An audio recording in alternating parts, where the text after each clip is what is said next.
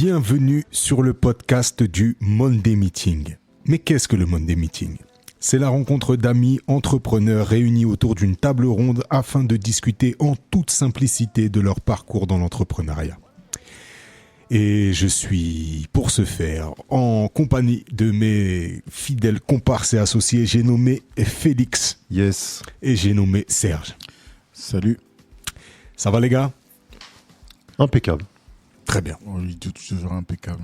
Ça va toujours bien. Donc, je vais dire, ouais, pour l'instant, je suis pas encore chaud, mais apparemment, on a un invité qui peut gérer ça. On a un invité qui peut gérer ça, qui est spécialisé dans l'échauffement. Ah. Et qui n'est ni plus ni moins que mon petit frère que j'aime fort. J'ai nommé Pablo Amouche. Comment ça va, Pablo ? Impeccable, impeccable. Super. Il a balancé un petit comme ça, le petit frère. Tu Oui, peux c'est dire vrai. juste mon frère, non? Mon frère, ouais, c'est vrai. C'est vrai qu'il y a, il y a chez Respecte nous. les jeunes comme nous. Ouais. Là, c'est vrai que je le présente souvent comme mon petit frère. C'est peut-être un, voilà, tu vois, j'essaye encore de protéger le truc. C'est mon petit frère, les gars. Okay. C'est à toi que je m'adresse, Sergio. Ah, c'est parfait, c'est parfait. Prends-en soin, s'il te plaît, puisque sur cet épisode-là, forcément, je vais être légèrement plus en retrait. Enfin, je pense. Non, mais j'en rigole d'avance. Je me dis que bon, c'est vrai que souvent je mène l'interview entre guillemets et puis vous rebondissez, vous allez traquer. Mais là, vous avez peut-être des questions vous qui vont vous venir plus évidentes que moi, puisque moi je connais quand même pas mal le personnage. Ok. Mais voilà. Pablo, ça va ? Ça va bien, ça va bien. Je suis à Paris, étant provincial.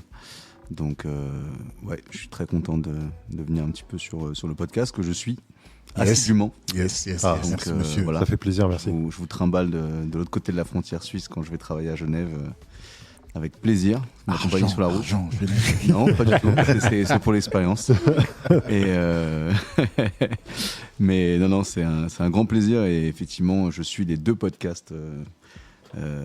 Donc là, name dropping. Donc un podcast. Ah, il effectivement. suit. Il est concentré, mais oui. Assidu. Ah, moi, C'est bien. j'ai nécessité d'être concentré dans mon travail. Donc voilà. Eh ben, tu vas nous en parler petit à petit.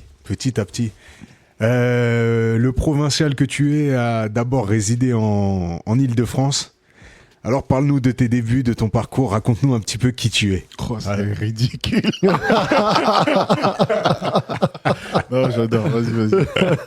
Eh ben, je suis le petit frère de Vincent. C'est la première ligne de mon CV. Non, bah écoute, moi je suis massicois de naissance.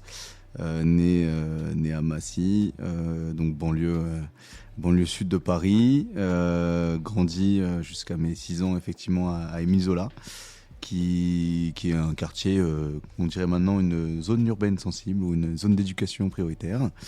Ouais. J'ai été finalement très peu de temps baigné dans cet environnement, mais ça a quand même marqué quelques éléments dont on pourra reparler dans mon parcours, y compris jusqu'à maintenant. Et donc ensuite devenu Antonien, une ville un peu plus, on va dire, haute, socialement parlant, sur les CSP. Et du coup, j'ai fait un parcours scolaire, entre guillemets, classique jusqu'au lycée, où après, là, j'ai bifurqué en études littéraires à mes avantages, pour le coup. Et ce qui est intéressant, j'ai toujours eu cette bivalence entre le sport et la culture, même si on pourrait, pour certains, penser que la culture c'est du sport et le sport c'est de la culture. Voilà, faire partie un peu de ces deux éléments, mais j'ai toujours été un peu le littéraire dans les vestiaires et en même temps le sportif dans les bibliothèques. Donc c'est un peu ça moi, qui me caractérise. Donc voilà, jusqu'à un parcours à préparer les hautes écoles littéraires, donc ce qu'on appelle Hippocagne et Cagne. Donc classe préparatoire aux grandes écoles. Je me suis échappé de ce bourbier en allant ensuite bifurquer vers des diplômes professionnels d'éducateur sportif au beau conseil de mon grand frère de l'époque, vers un BPGEPS, puis un DEGEPS, puis après des études de préparateur physique qui m'ont amené là où je suis maintenant, et donc sur le côté ensuite sportif, puisque c'est ma vie aujourd'hui, c'est une grosse partie de ma vie. J'ai fait pas mal de sports différents, mais c'est le basket qui est mon ADN, on va dire, les sports collectifs. et dans lequel j'ai été un joueur de très bon niveau jeune, jusqu'à un niveau régional, excellence régionale. Mais le cut n'est pas passé pour passer au-dessus, donc je suis passé de l'autre côté du banc, quoi. Yes. Voilà, Yes. Intéressant. global. Bon, ouais. Donc je sais pas s'il faut que je dise plus de choses, mais Aujourd'hui, Discussion libre. ouais, vraiment libre. Mais aujourd'hui, du coup, déjà bien le déroulé du CV. Aujourd'hui, tu dirais, si tu dois te présenter à quelqu'un, tu te présentes comment? je me présente comme préparateur physique de haut niveau et responsable de formation, puisque c'est mon métier. D'accord. Donc effectivement, je me présente de manière professionnelle. Si je dois me présenter à quelqu'un, parce que tu m'as pas donné le contexte. Oui, non, c'est Voilà. bien. Ok, Mais peut-être en fonction du contexte, je me présenterai différemment. d'accord. Et tu Voilà. dirais quoi d'autre dans d'autres contextes? Je suis un montagnard. Ok. J'habite à Annecy. Du coup, je suis un passionné de montagne. C'est un élément qui est important dans ma vie et qui influence aussi mon travail, mes concepts, ma philosophie. Mhm.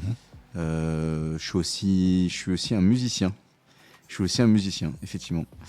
Percussionniste. Quand on creuse, hein. Percussionniste de haut niveau. Oui. Bah, j'ai l'impression que lui, il n'y a que le haut niveau qui l'intéresse. Donc, Je fais juste 1m76, mais voilà, il n'y a que ça qui n'est pas le haut niveau chez moi, c'est ma taille. mhm. Mais ouais, je suis un percussionniste et ça aussi, ça influence, puisque le rythme, l'énergie, le rythme, la cadence, faut que ça bouge, c'est mon truc. Tandis que mon frère fait du piano, qui est plus mélodieux, plus mélancolique, ça c'est important. Oh, je suis pas mélancolique. En gros, une famille de musiciens, c'est ça? Ouais. Ouais, bah ouais. On a un papa qui est guitariste et une maman qui écrivait énormément et qui chantait aussi et qui montait des petites comédies musicales. Donc ouais, carrément. Ouais, donc voilà. Et puis je peux aussi me percevoir un peu comme effectivement littéraire ou philosophe, parce que c'est aussi quelque chose qui est pas mal dans ma vie. Mhm. Comme disait mon frère, on a Ne une pars mère- pas, Félix. Non, Non, mais moi, On a dit philosophe, ne Ah. pars pas, s'il te plaît. non. Je suis là, mais en fait, la porte. ce qui est marrant, c'est que tu disais que tu allais te mettre en retrait sur cet épisode. Moi, ça me fait rire parce qu'en fait, il y a plein d'étapes que j'ai vécues vraiment au plus proche de lui. Quand il était en Ouais. prépa, j'étais pas loin. Ouais. Il parle de grand frère. montagne. On a fait pas mal de séjours à la montagne ensemble. Donc en fait, c'est des trucs qui me parlent beaucoup. Moi, quand tu me racontes son histoire, c'est vrai que je la connais de très très près aussi. Et c'est marrant. Ouais, carrément. Mais j'ai quand même quelques petites questions qui vont venir après sur des phases de transition qui m'ont. Déjà, quand j'entends le déroulé du CV, je me dis, il y a des études quand même assez poussées dans le littéraire. À quel moment tu décides finalement de ne pas en faire ton métier et de basculer sur le sport? En fait, moi, ma première des vocations, je m'en rappelle, je voulais devenir journaliste sportif. Parce qu'en D'accord. fait, après avoir raté le cut, on va dire, sur passer un centre de formation au basket, etc., et pour devenir joueur pro. Ça, c'est quel âge à peu près? 16 ans. D'accord. Ouais, les centres de formation, c'est entre 16 et 20 ans. Et je me suis dit, moi, j'adore écrire, j'adore le sport, pourquoi pas écrire sur le sport? Voilà, tout simplement. Ok. Et donc, du coup, journaliste sportif, c'était un peu la vision que j'avais de moi pour intégrer le sport de haut niveau et en même temps faire quelque chose dans lequel je pensais être compétent à l'époque. Parce que c'est aussi quelque chose qui finalement fait aussi partie de moi, c'est que je suis en confiance dans les choses dans lesquelles je suis compétent. Ok. Il faut que les gens reconnaissent ma compétence. Ça, c'est un truc qui me lead tout le temps. C'est que j'ai besoin de sentir qu'on sait que je suis compétent. Je sais pas comment dire, Mais est-ce que toi, tu le sais avant Ça ou dépend. est-ce que c'est la validation des gens qui te renforce dans ce sentiment-là? Eh ben, j'ai envie de te dire, jusqu'à il y a 1 an et demi, 2 ans, j'étais dans la deuxième option, c'est-à-dire Ok. que j'avais besoin que les gens me disent que j'étais compétent. Mhm. Et depuis finalement très peu de temps, je sais que je suis compétent. C'est marrant ce que tu dis parce que ça fait quand même plus d'1 an et demi, 2 ans que tu fais des choses de très haut niveau. Parce que s'il faut rentrer dans le vif du sujet, il y a quand même eu des événements parlants, des concrétisations, des titres qui ont prouvé et qui t'ont prouvé que tu étais déjà, toi, à très haut niveau.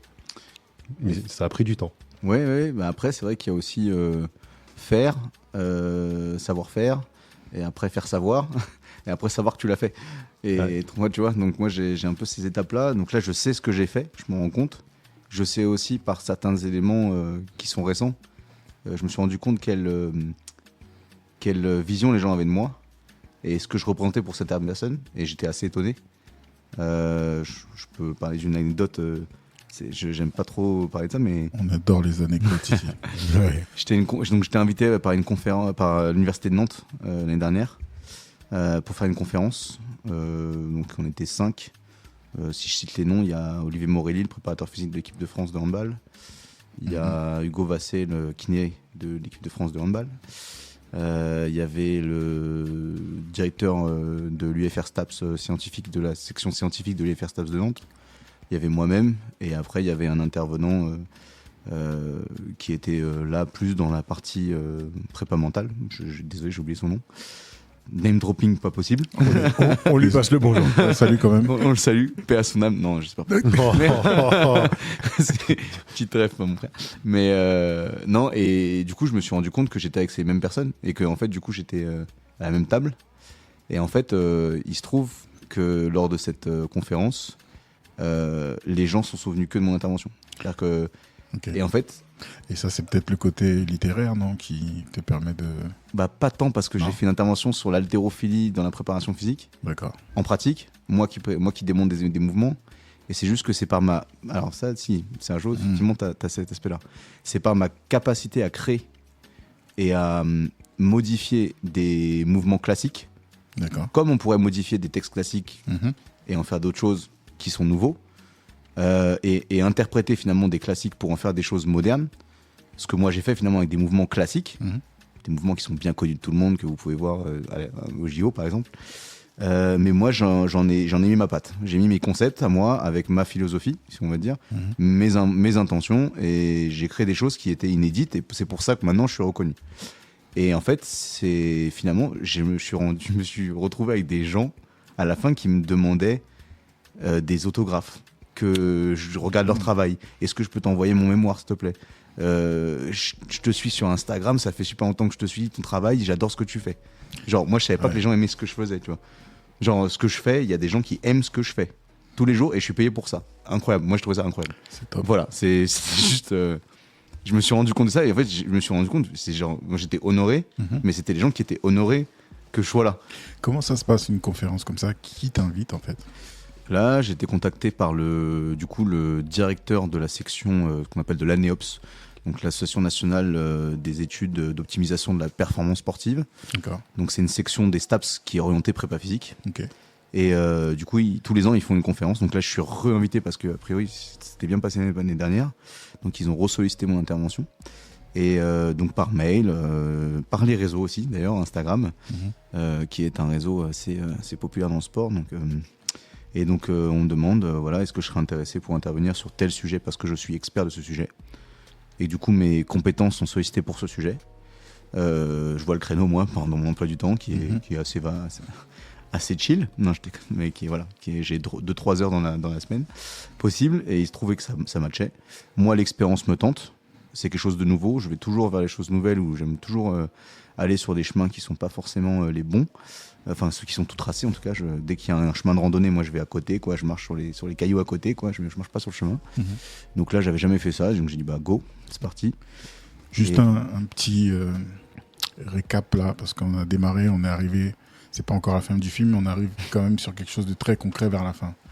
On va juste remettre ça en perspective. Donc tu te retrouves invité à une conférence avec 4 ou 5 personnes, dont 2 interviennent avec une des équipes qui ramène le plus de médailles à la France. Ouais. Donc juste pour que les gens voient un petit peu le niveau là dont on parle, on va repartir un peu en arrière. Du coup, sport études, c'est pas bon. Tu décides de faire quoi à ce moment-là?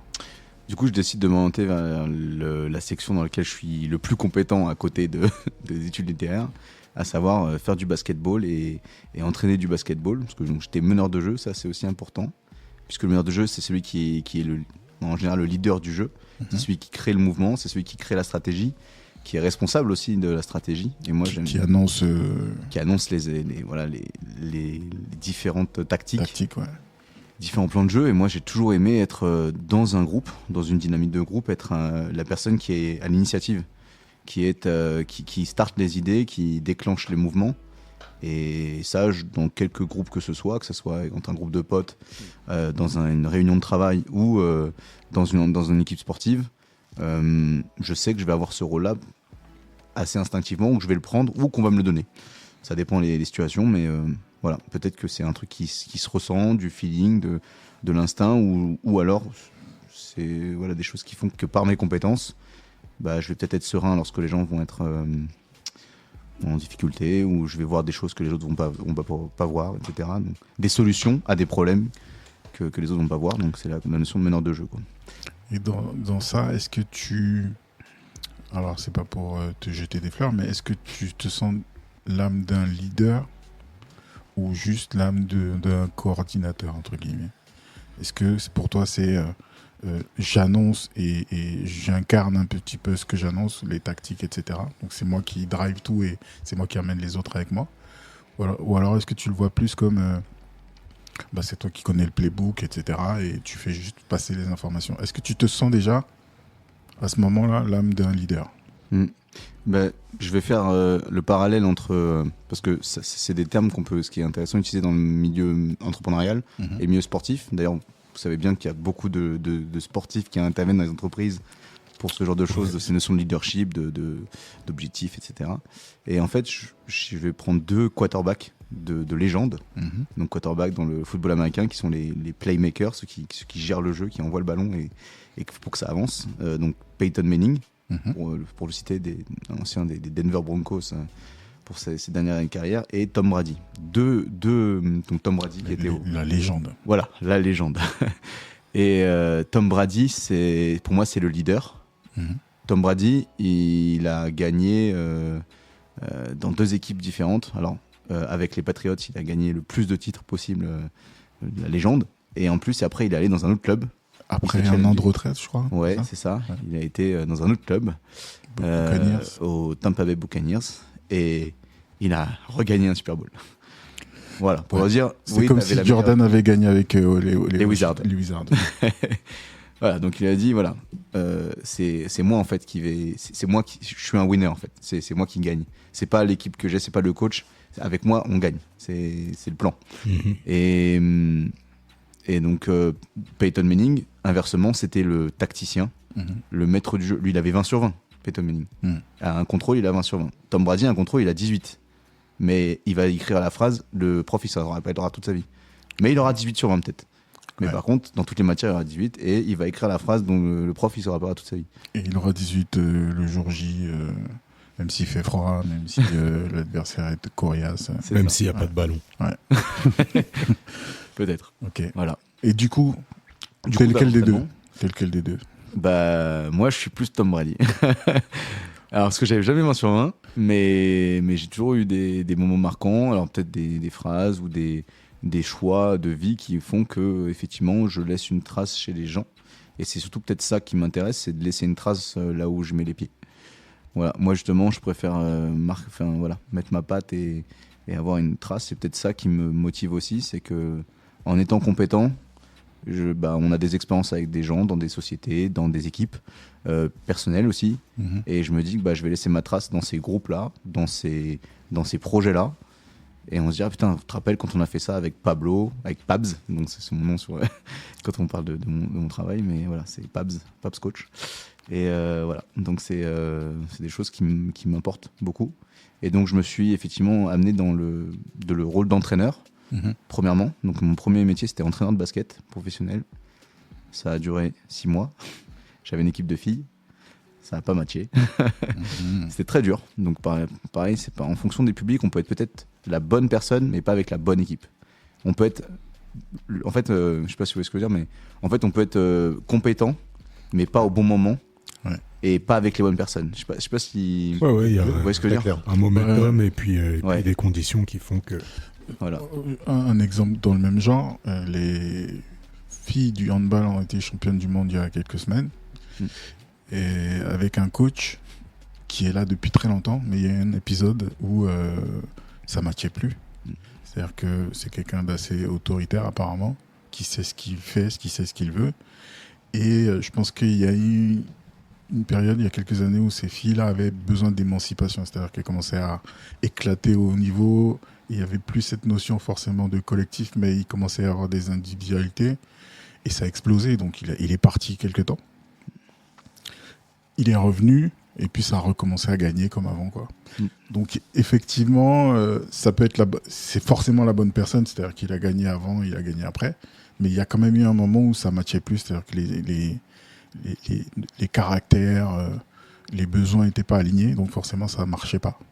Et donc ouais, surtout pour une première expérience, je pense qu'il y a tellement de facteurs qui peuvent faire que ça ne fonctionne pas, que la question que je te pose, c'est est-ce que tu es capable de faire le bilan de ça aujourd'hui, de dire est-ce que c'est les filles qui étaient connes, est-ce que c'est toi qui étais trop leader, est-ce que tu saurais nous dire aujourd'hui?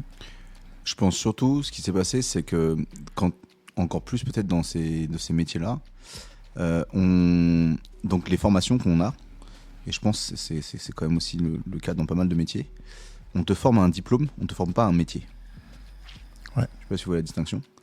Et en fait, moi, du coup, j'ai été très bon dans la formation d'un diplôme, et j'ai mis un peu plus de temps à comprendre le métier.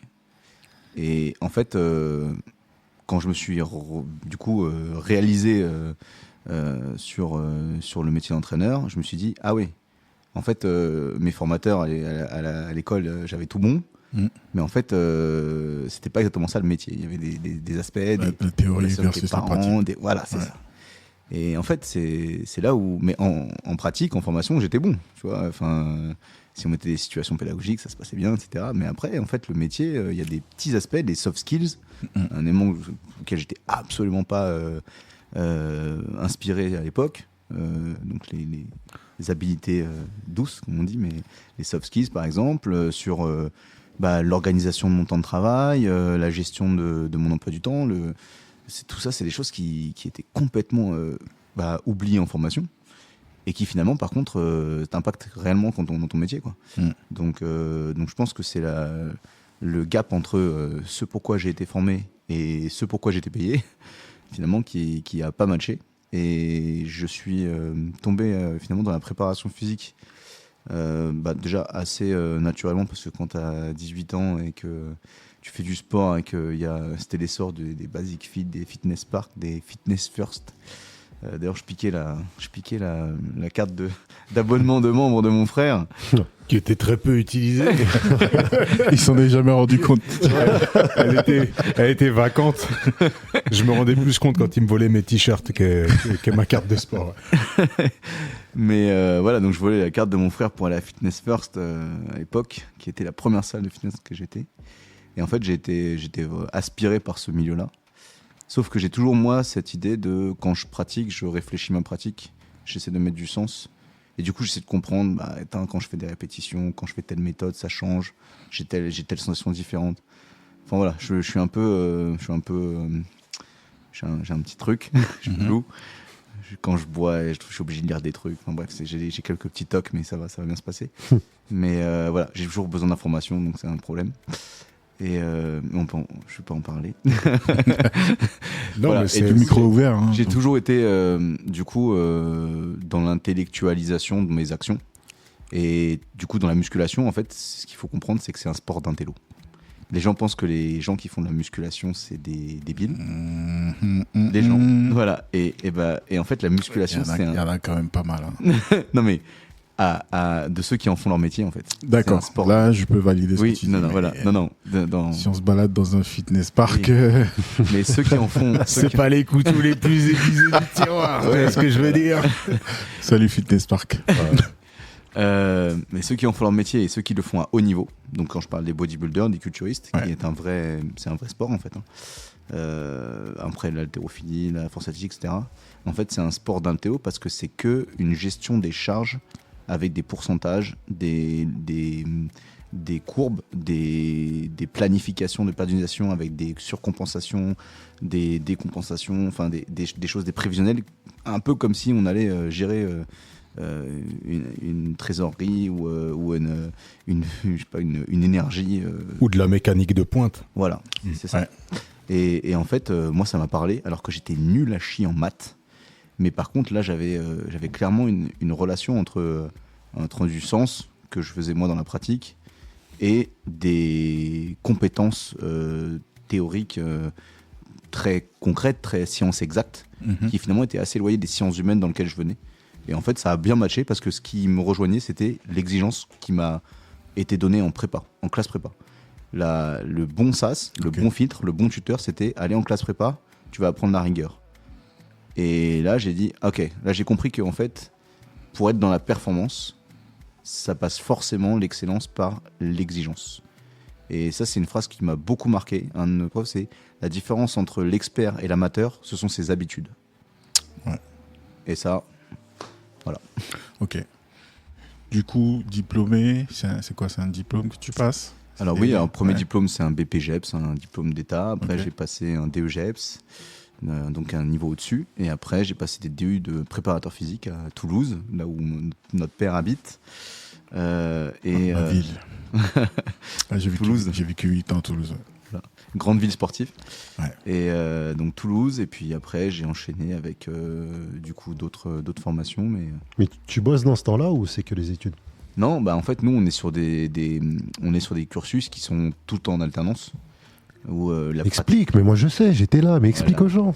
L'alternance, du coup, le principe, c'est qu'effectivement, dans le métier du sport, il y a 2 grosses sections. Vous passez par STAPS, vous passez dans les bancs de STAPS d'université. Donc ça, c'est réseau universitaire. Réseau universitaire. Et là, on est sur le cursus classique où vous allez globalement, majoritairement dans une classe, dans un amphithéâtre, on va dire théoriser la pratique sportive. Et puis, il y a les sections professionnelles, professionnalisantes, qui sont plutôt qu'on appelle les brevets d'État, les diplômes d'État, ou les certificats de qualification professionnelle, par exemple, dans lesquels, là, finalement, on pratique plutôt la théorie. C'est pour théoriser la pratique, donc c'est un peu plus les charbonneurs et les théoriciens. C'est un peu, si je fais on va dire quelque chose de très manichéen, on est un peu sur les rats de laboratoire du sport versus les ouvriers du sport, quoi. Et du coup, les perspectives d'avenir qui se dressent pour une personne qui entreprend, par exemple, le STAPS, en dehors d'être vendeur à Decathlon, parce qu'on sait que c'est le cimetière des STAPS, c'est de finir vendeur à Decathlon, mais non, celle-là, elle est dure. Elle est dure de ouf. Oh là, on va devoir s'excuser dans un podcast à venir. Bon, je Fais-le maintenant. Je m'excuse. Non, mais c'était la blague qui courait un petit peu, mais Ouais. quelles sont les perspectives? Est-ce qu'elles sont différentes? Est-ce qu'il y a plusieurs chemins pour arriver à un même but? Ou est-ce qu'il y a vraiment des parcours qui sont vraiment différents une fois dans le monde professionnel? Oui, mais après, en STAPS, on peut toujours arriver à ses fins sur différentes filières. Parce qu'il y a les filières entraînement, les filières management, les filières éducation pour devenir prof de PS. Mhm.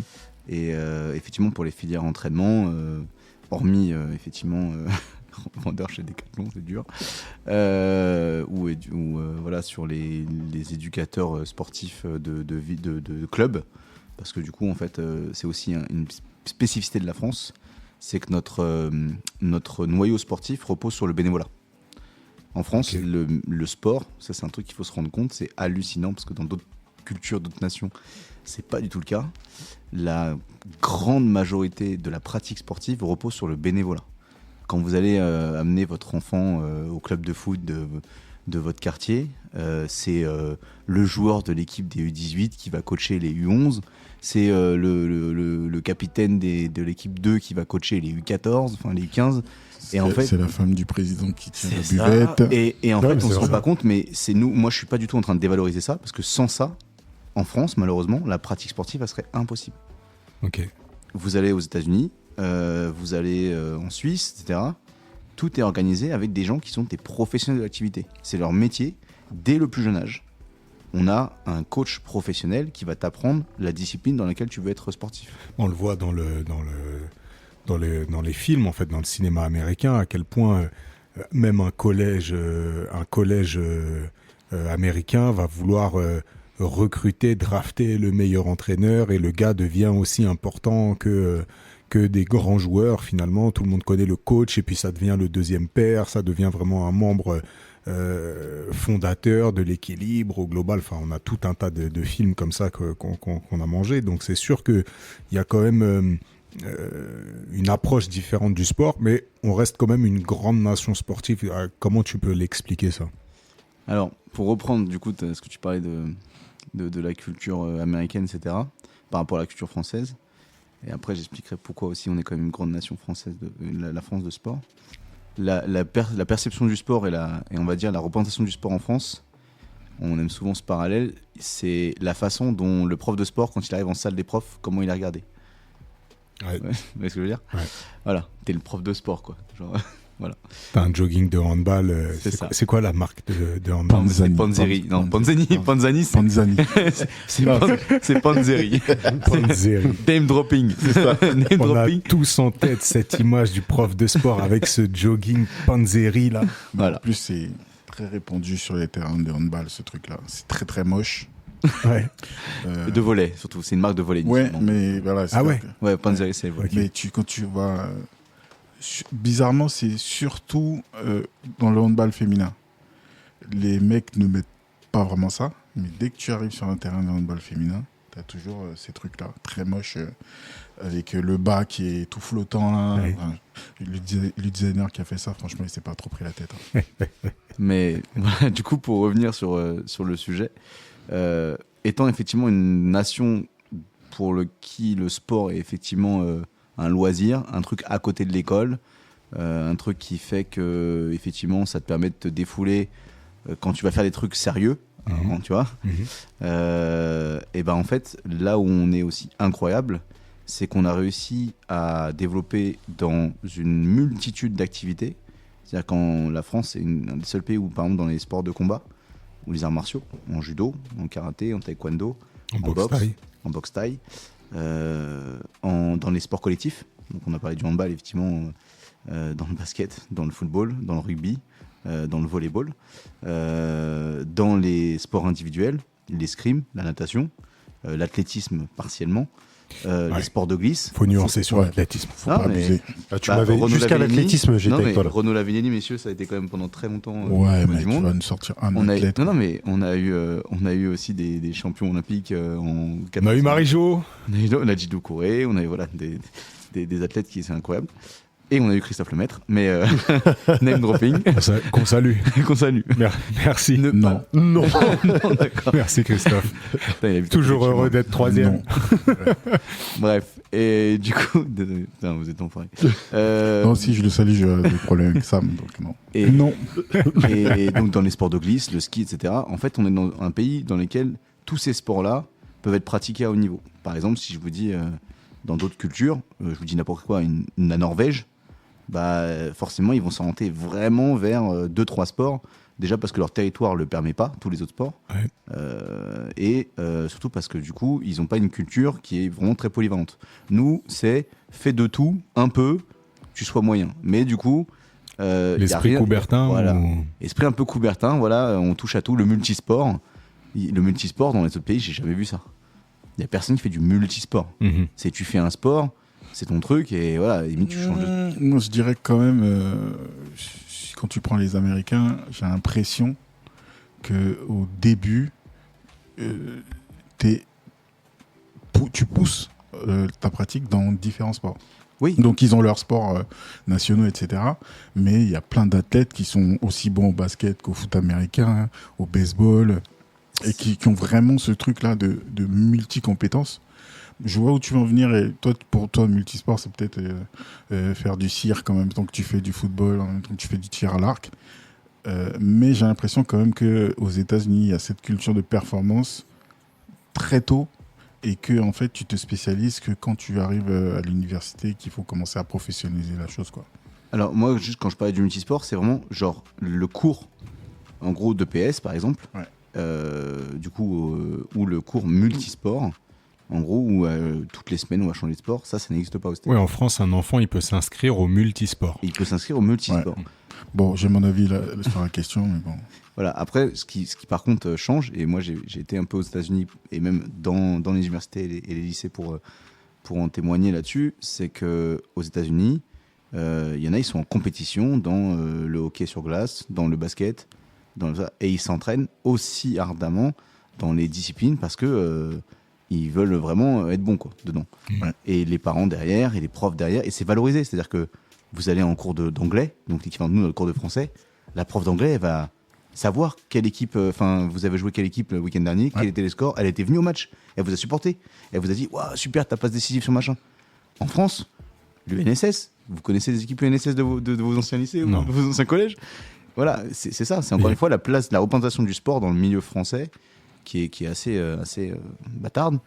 Mais là où on est excellent, c'est que dans les formations de cadres sportifs, donc en l'occurrence toi, moi-même, voilà, et ben on a parmi les meilleurs cursus par rapport aux autres nations. Et c'est ça, en fait, la difficulté, c'est qu'on a les meilleurs formateurs pour arriver au haut niveau, mais dans le bas niveau, la populace du sport, excusez-moi la plèbe voilà, du sport, on a les moins bons. Et en fait, le deal, dans un monde idéal, ça serait de mettre les meilleurs entraîneurs chez les piou-piou, chez les personnes les moins à l'aise, parce que demain, vous entraînez tous le Real Madrid, vous allez peut-être tous pouvoir réussir à gagner un match en championnat même Ligue des Champions. Mais parce qu'il vous suffit peut-être, Sergio, de identifier les bonnes relations avec les personnes. Toi, Vincent, tu vas pouvoir avoir un bon discours d'avant-match. Félix, tu veux nous dire que Zidane a gagné 3 Ligues des Champions par hasard? Non, lui, ce qui est bien, c'est qu'il a les deux. C'est qu'il est à la fois hyper compétent et en même temps, il est capable de connaître les personnes. Peut-être pas pour parler, je sais pas. C'est peut-être un peu comme un Félix. C'est un gars qui parle peu, mais du coup, la rareté, tu vois, fait que crée la valeur. Voilà, crée la valeur. Il nous écoute vraiment, je suis flatté. Et c'est ça la difficulté, c'est qu'en France, moi par exemple, qui suis, on va le dire enfin, préparateur physique pour une équipe de France, en l'occurrence celle de ski, et je me dis que si moi j'intervenais sur des jeunes skieurs, mon impact il serait davantage important parce que moi je sais ce qu'il faut pour aller au haut niveau, mais moi je t'entraîne que le haut niveau. Donc en fait, moi j'entraîne 0,1% de la population des gens qui font du ski. Ouais. Tu vois ? Mais par contre, je sais exactement comment être un bon skieur. Or, tous les petits qui vont jamais. Enfin, ça là-dessus, c'est aussi, faut pas se voiler la face. Il y a très peu de monde qui deviennent professionnels. Et les hauts niveaux, c'est. Voilà. Et pourtant, ça, c'est vrai. Mais j'ai l'impression que le souci, c'est que justement, la masse, comme tu dis, va avoir du mal à accéder au sport. Et c'est des discours qu'on entend très souvent en ce moment, ces histoires de projet Mbappé, etc. Ça s'est un peu inversé, c'est-à-dire que comme il y a ce rêve-là d'obtenir des millions à travers son enfant, donc il y a plein de reportages où on voit des parents qui vont mettre la pression aux entraîneurs. Il paraît que maintenant, il y a même des mamans qui envoient des news aux coachs pour que les enfants soient sur les listes, etc. Donc il y a une sorte d'inversion. Mais pour que l'enfant ait une pratique sportive, donc tu parles de multisport à l'école, etc. Pour moi, tout ça, c'est naze, c'est nul. Il faut vraiment tomber sur un professeur passionné pour qu'il puisse t'inculquer des choses, et c'est assez rare. Et si tu veux une pratique un peu plus poussée dès le jeune âge, c'est la responsabilité des parents d'aller trouver un club dans la discipline qui intéresse les enfants. Et malheureusement, aujourd'hui, dans l'exemple que je donnais, c'est qui intéresse les parents plutôt, donc tout le monde au foot. Alors qu'il y a de très beaux sports, hein. On t'a parlé de basketball, de handball, etc.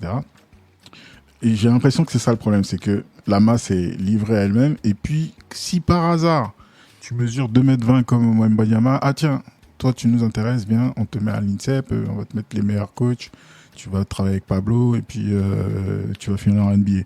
Mais, pour moi, c'est le fruit du hasard, ça. Donc c'est pour ça que quand vous dites la France c'est une grande nation de sport, j'ai du mal avec ça.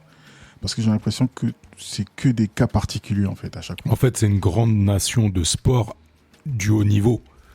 Mais c'est sûr que dans la culture française, si on reprend le cours de PS, le cours de PS, c'est quand même l'un des seuls cours où tu peux être dispensé toute l'année, et ça ne pose aucun problème dans ton dossier. Ça te fera pas redoubler jamais. Ça te fera jamais redoubler. Il n'y a aucune autre matière dans laquelle on te dispense et ça passe tout seul, quoi. Moi, on a tous eu des profils.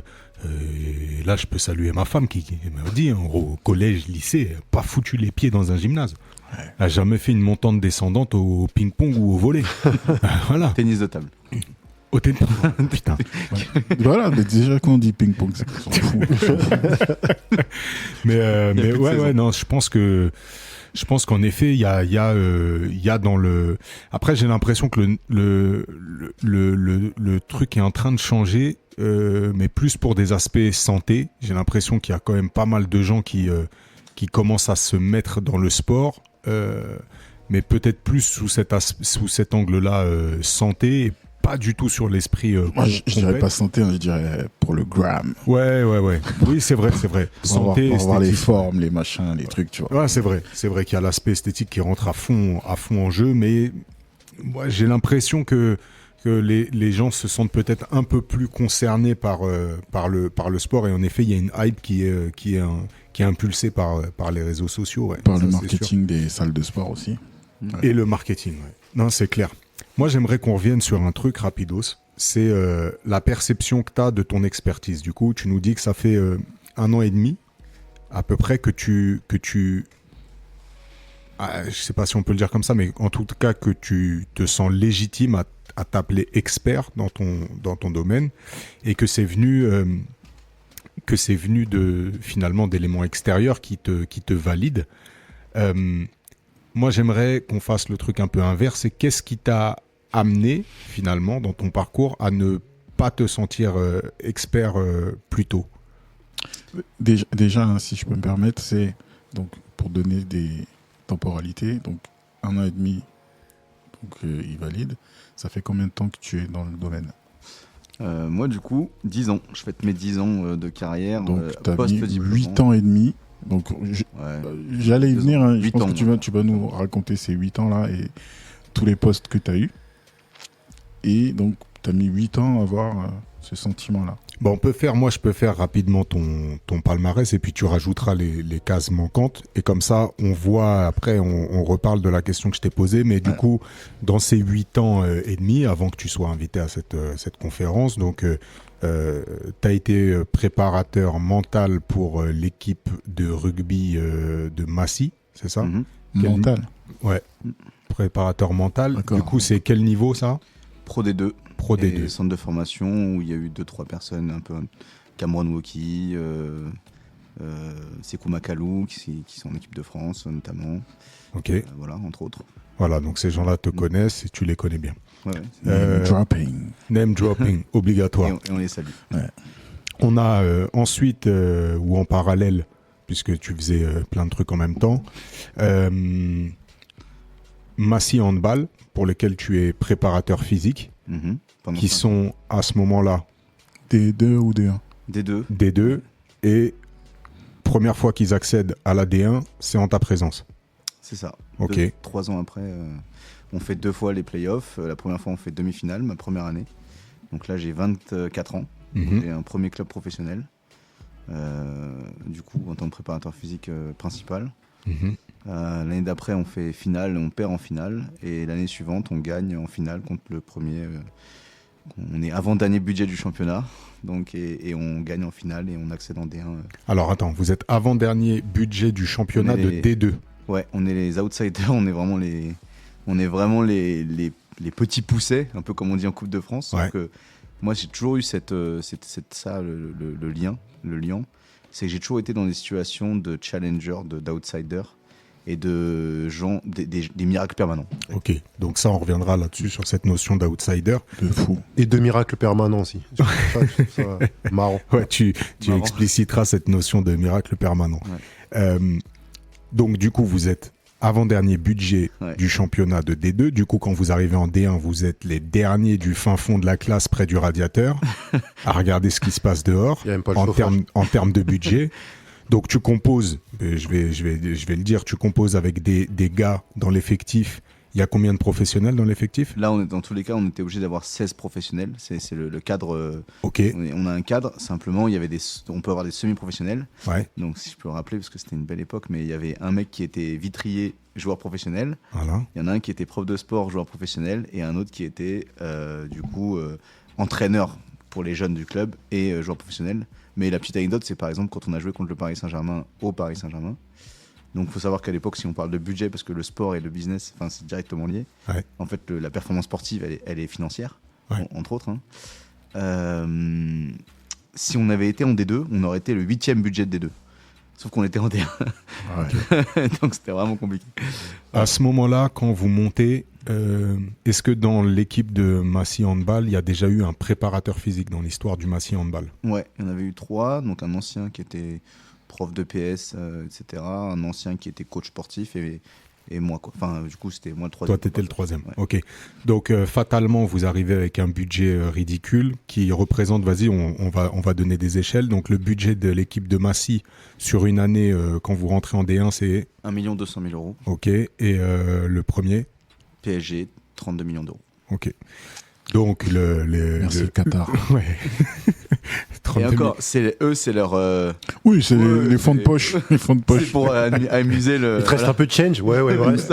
Mais ça fait quand même la différence parce que pour le coup, Bah, c'est moi qui aime beaucoup le handball et qui suis depuis longtemps, les gros du championnat à l'époque c'était Montpellier, Chambéry, ce genre d'équipe-là. Ouais. Et effectivement, quand le Qatar arrive, bah, c'est fini en fait. Plus personne ne gagne à part le PSG Ouais, parce c'est ça. qu'ils ont tous les meilleurs joueurs, ils vont chercher tous les meilleurs étrangers. Et c'est une armada incroyable. Donc, il y a un gap. Bon, ils n'ont toujours pas gagné la Ligue des Champions, Ouais. comme leurs confrères du foot. Ouais, c'est la malédiction Qatar, ça, je crois. Mais donc, du coup, il y a un gap de x32, quoi. x30, x28, enfin bref. Il y a quand même Fois beaucoup. un grand écart. Donc, fatalement, vous descendez en D2. Et qu'est-ce qui se passe l'année d'après?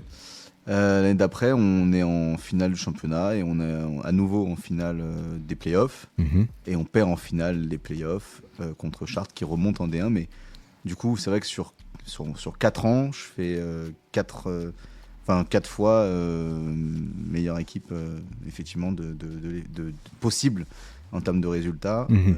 Et je pars à ma 5e année après avoir laissé le club en phase finale sur une défaite en finale des playoffs, quoi. Ok, donc quand vous montez en D1, t'as quel âge? J'ai 25 ans. Ok.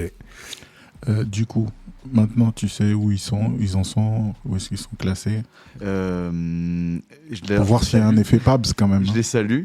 Il faut savoir que le préparateur physique actuel, qui est joueur préparateur physique, c'était mon stagiaire. Je le salue d'ailleurs, Antoine Conta. Exceptionnel joueur. Ouais. Je le salue aussi parce que moi qui Ouais. suis allé au match, ce mec-là m'a fait vibrer. Ouais, moi je Et, connais pas. Ah ouais, il m'a Il fait faut- vibrer Il est forcément pas ce très, gars. très fort. Je suis obligé de saluer Samir Belhassen, notre gardien de but que j'ai Sam- eu. Juste 2 secondes. Lui, Vas-y. Que j'ai eu pour sa première année professionnelle et qui représente notre pays au championnat d'Europe. Samir Belhassen, j'espère qu'il va écouter ce podcast. Je sais pas. Samir, alors pour moi, le gardien de handball, il faut être maso pour faire ce poste-là. ouais, c'est Gardien de handball, c'est un truc. Ils sont câblés différemment. Ouais, je pense vraiment. Ouais. Et tu vois, quand on parle de gardien de foot et tout, tu sais, tu te dis, c'est peut-être des fois tu y viens par dépit et tout. Je pense que gardien de handball, c'est un truc, tu nais, tu vois, les parents doivent se dire, lui, il peut être gardien de handball. Il a l'air un peu zinzin, tu vois. Ce mec-là, je l'ai vu sur le match contre le PSG. Ouais, Il est hors norme, C'est un il est phénomène. stratosphérique. Il me régale. Donc, Samir Belhassen, merci. Merci d'être celui que tu es parce que vraiment, c'est magnifique de te voir jouer. Voilà, c'est dit. Et donc oui, du coup ces joueurs-là, Antoine Conta pour revenir est maintenant préparateur physique et donc je rappelle le Massy Handball qui est 12e du championnat de D2. de D2 et D'accord. qui lutte pour le maintien, mais je les encourage de tout mon cœur. Donc Fortement. voilà, Ça va pas qu'ils faire. se maintiendront en D2. Ouais, donc voilà, ils ont fait, je crois, entre 9 et 10e l'année dernière. Là, ils sont 12e.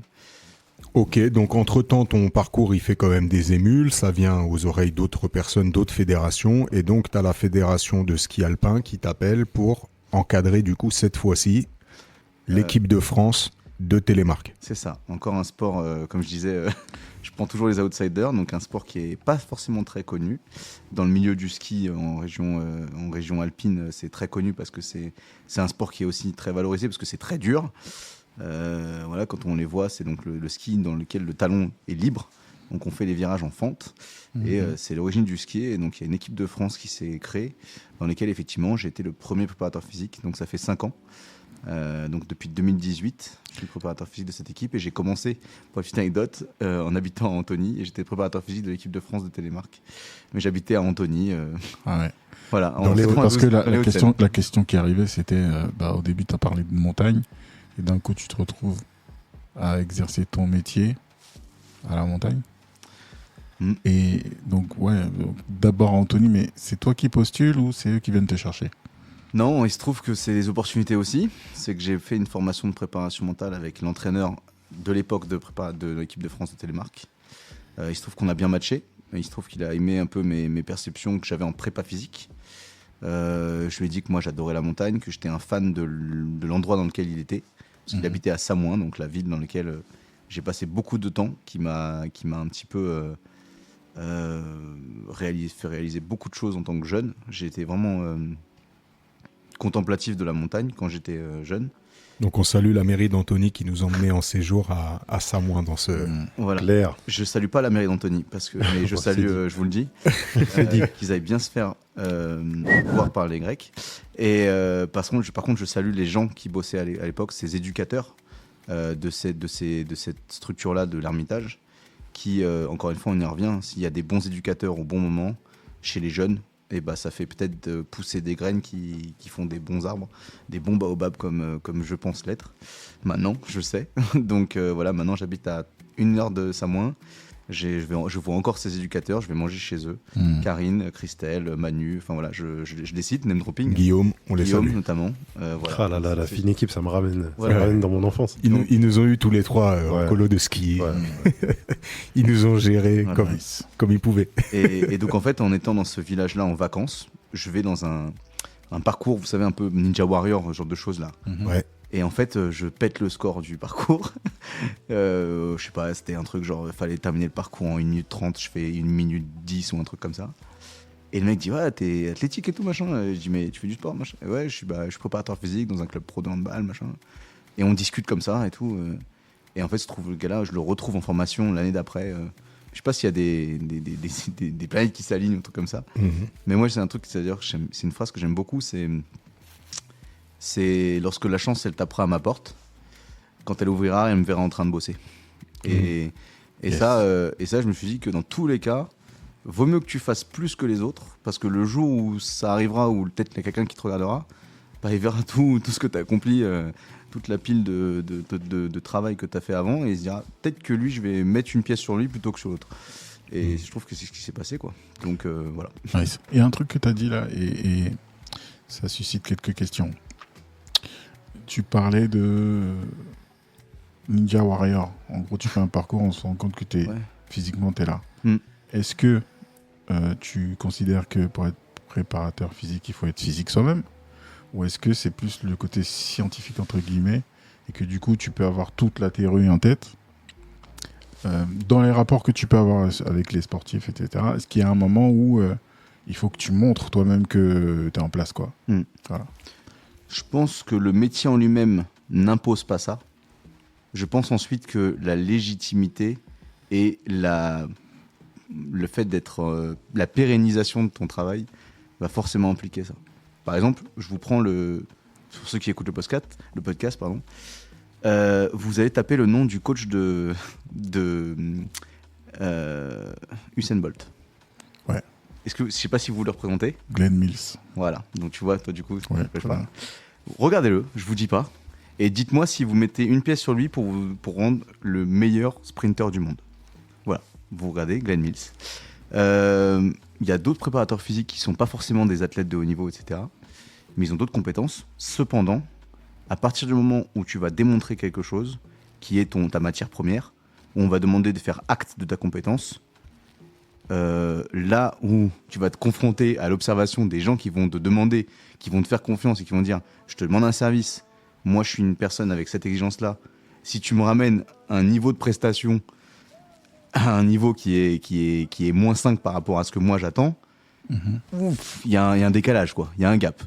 Et donc moi ce qui effectivement a aussi permis la légitimité, c'est qu'effectivement j'étais bon sportif, mais que surtout je me suis mis drastiquement dans la technicité des entraînements, et c'est ça maintenant qui aujourd'hui me fait être légitime. C'est-à-dire que quand je vais démontrer un mouvement, dans toute la salle, on sait que je suis préparateur physique de haut niveau. Donc là, tu rentres dans une salle de musculation où je coach et ça se trouve que je suis pas en train de coacher. Mais dès lors que je vais montrer un mouvement, les gens vont me dire ah ouais, je crois que lui s'y connaît un peu. Enfin, à mon avis, lui, il sait de quoi il parle. Donc, Et pour c'est ça parler- mon exigence, c'est qu'à chaque fois que je vais faire quelque chose, je vais jamais démontrer un mouvement genre comme si c'était facile pour moi. Même avec Ouais. une barre à vide, demain, si tu me démontres un DOP couché, je vais me placer comme si c'était ma dernière rep de ma vie. Parce que c'est mon exigence. Et c'est ça qui fait que, ah ouais, rappelle-toi, la différence entre l'expert et l'amateur, ce sont ses habitudes. Moi, quand je vais me placer pour faire un DOP couché, tu vas avoir l'impression qu'il y a 2000 kilos sur la barre. Mais c'est peut-être barre à vide. Mais du coup, ça met de l'écart entre les coachs sportifs et le préparateur physique de haut niveau. Bon, on a un truc sur les barres à vide, mais on peut pas dire ça. On peut pas dire ça à l'antenne. En tout cas, si On vous, fera ça en off après. si On vous parlera. voulez, si vous voulez voir Pablo en exécution de démonstration, il y a une superbe vidéo de Greg MMA qui est très très connu Ah oui, c'est vrai. sur les réseaux sociaux, sur D'accord. YouTube notamment. Et c'est un épisode où il va au salon du fitness. Ok. Et donc, il passe sur le stand haltérophilie. Donc, je sais plus, c'est à la 21e minute ou quelque chose comme ça. Ouais. Et donc, vous verrez, bon, on le mettra sur l'Instagram, ce petit passage.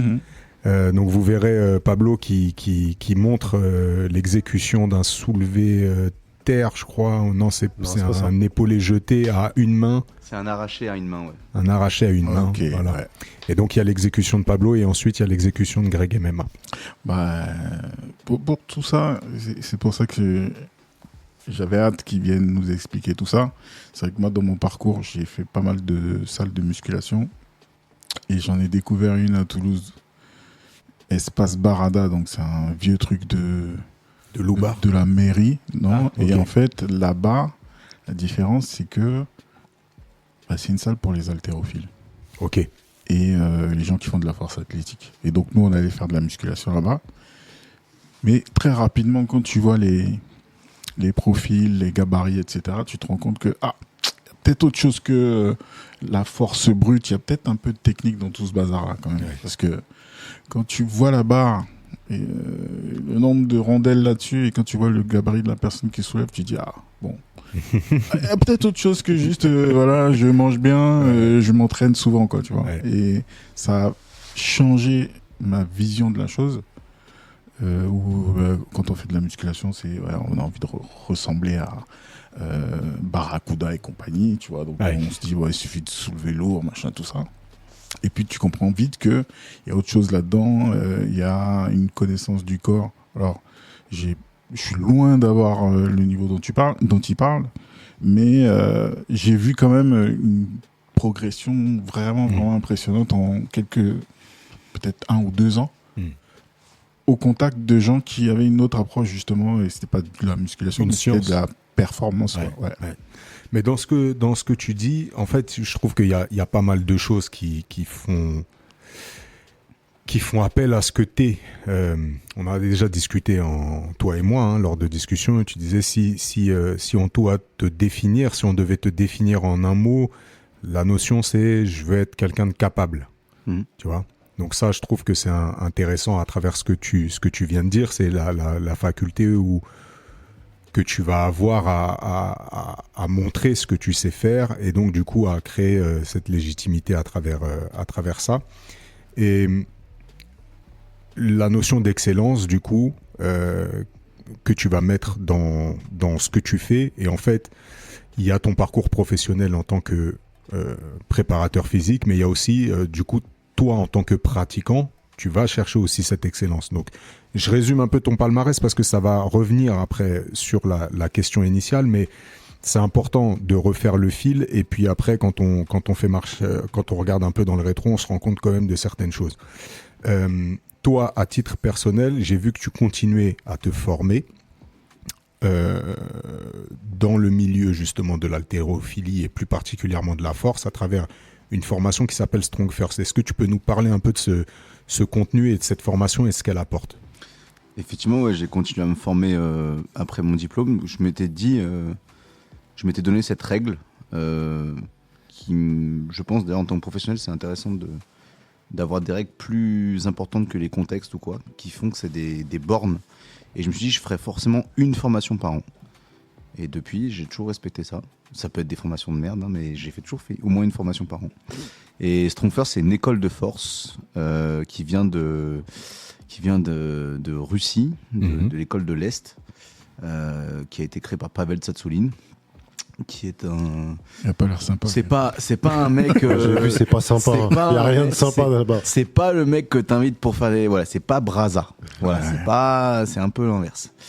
Et en fait, on est du coup effectivement une école qu'on appelle hardstyle, donc une école du coup minimaliste et d'excellence entre guillemets technique sur 3 disciplines: le poids de corps, la barre olympique et les kettlebells. Donc les kettlebells, pour ceux qui savent pas, ce sont ces boules avec une anse, une poignée qu'on peut du coup manipuler avec une main, 2 mains, 2 kettlebells pour faire des mouvements de puissance, de force, d'explosivité, d'endurance. Et effectivement, c'est une des écoles les plus exigeantes puisque pour arriver à devenir un instructeur Strong First, on passe forcément des SAS, des tests qui sont un peu casse-couilles. Vas-y, dis-nous par exemple, du coup, moi, donc, je suis instructeur Strong First en barre olympique et en kettlebell. Donc j'ai passé ces 2 formations-là avec ces 2 tests-là. Pour vous donner un ordre d'idée, en kettlebell, du coup, entre 75 kg et 100 kg de poids de corps, c'est des échelles russes, quoi. C'est-à-dire que c'est vraiment un sas. Ouais. Il faut que tu fasses, l'un des tests, c'est de faire sans arracher. Donc l'arracher, c'est un mouvement qui consiste à amener la kettlebell du sol jusqu'au-dessus de la tête, bras tendus, en un mouvement, à 24 kg en moins de 5 minutes. En respectant les critères techniques. En combien de temps ? En moins de 5 minutes. D'accord. Donc il faut que tu fasses 20 arrachés par minute pendant 5 minutes. Avec à 24 kg. À 24 kg. Un arraché toutes les 3 secondes. À 24 kg. Avec, ça fait combien de packs d'eau, ça ? 4 packs d'eau. Ouais, c'est ça. Ouais, c'est ça. Et si vous voulez voir donc Strong First, le snatch test, c'est le snatch, c'est l'arraché en anglais. Il faut respecter les standards. Donc les standards, ça c'est important d'ailleurs dans pas mal de disciplines. Les standards Strong First, c'est-à-dire que faire une action qui peut être ressemblante à une autre, mais avec les standards que vous vous imposez, et vous allez, c'est comme la version Wish de votre iPhone, la version Wish de votre canapé. Les standards de construction de cocktail scandinave et les standards de construction de Wish, c'est pas les mêmes, quoi. Donc nous, quand on fait un arraché, ça ressemble à ça. Et si vous voulez voir Mr Fit sur Instagram qui fait du kettlebell, vous allez voir un truc qui ressemble à rien. C'est pas du name dropping, les gars. Allez pas chercher à Mr Fit pour le citer. Voilà. Donc du coup, en ça, gros, c'est un des tests. Pour dire clairement, si t'as pas la bonne position de jambe, le bon blocage du poignet, tout ça, c'est pas validé. Ta rep, elle est pas validée. À partir de la 3e rep, c'est mort. Donc il faut que t'aies au moins 98% de réussite en termes techniques. Ok. Et puis de toute façon, un peu comme la marche, tu fais 3 fautes carton rouge, quoi, c'est ça. C'est ça. Ok. Et donc en barre olympique. En barre olympique, par exemple, au soulevé de terre, c'est 3 fois son poids de corps. Donc c'est en barre olympique, c'est la force. La barre olympique, donc on évalue sur plusieurs mouvements. Donc nous, on apprend plein de mouvements globaux, mais en gros, les tests sont sur le military press, le DOP militaire. Okay. Donc là, il faut réussir 5 répétitions à 75% de son poids de corps. Okay. Donc voilà, si vous l'avez déjà fait un peu, ça vous donne un petit peu le registre. C'est lourd. C'est assez lourd, voilà. C'est lourd. Les squats, c'est du coup 5 répétitions à 2 fois son poids de corps. Et le soulevé de terre, c'est 3 répétitions. Donc en gros, tu fais 100 kg, 5 répétitions à 200 kg. Voilà. Ok. Ouais. Il y a un temps pour ça ou t'as un mois. Non. Les gars, les certifications Strong First sont sur 3 jours. Les 3 jours de pratique, tous les jours, il y a des tests. Donc en plus, il faut te taper 3 jours de pratique pour apprendre à être vraiment expert dans cette discipline. Enfin, t'apprends pas. À ce moment-là, t'es pas là pour apprendre. T'es là pour perfectionner. Ouais. Donc là, c'est pour les coachs. Est-ce qu'il y a des athlètes Strong First ? Les coachs sont déjà des athlètes, on va dire. Oui, mais ce que je veux dire par là, c'est... Est-ce qu'il y a une compétition Strong First ? Toi, tu vas coacher des gens. benchmarks. Tu vas coacher des gens. Quand tu as cette certification, tu vas aller coacher qui ? Des haltérophiles. Moi, j'utilise cette méthode. En fait, c'est une école. Ouais. C'est un peu comme si tu étais formé en pilates. Ok. T'es formé en haltéro. Donc tu vas faire des pilates pour le ski, pour le handball. Exactement. Ok. Mais par contre, du coup, on a des benchmarks. Si ça vous intéresse, avec grand plaisir. Donc on a des benchmarks, donc des petits challenges qui sont très très basiques parce qu'encore une fois, c'est une école minimaliste. Par exemple, on en a un qui est très cool. Ils ont toujours des noms sympas. Yin et Yang. Yin, Yang. Tension, relâchement.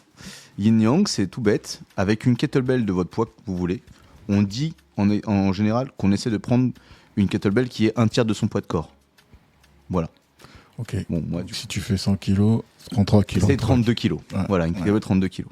Qui- Eh ben- que vous trouvez dans quasiment aucune salle de Si, sport oui. lambda. Hein. C'est-à-dire Fitness First, Fitness Park, Basic Fit. Très rare On va pas dire ça à de l'antenne. trouver 32 Ouais. kilos. Attends, on Et a un donc peu d'oseille à récupérer, champion. Et donc avec Ok. cette kettlebell là, donc ces petites boules de fonte, il suffit de faire 10 kettlebell swing, donc le mouvement de balancier avec la kettlebell là qu'on envoie, qui est le mouvement le plus connu.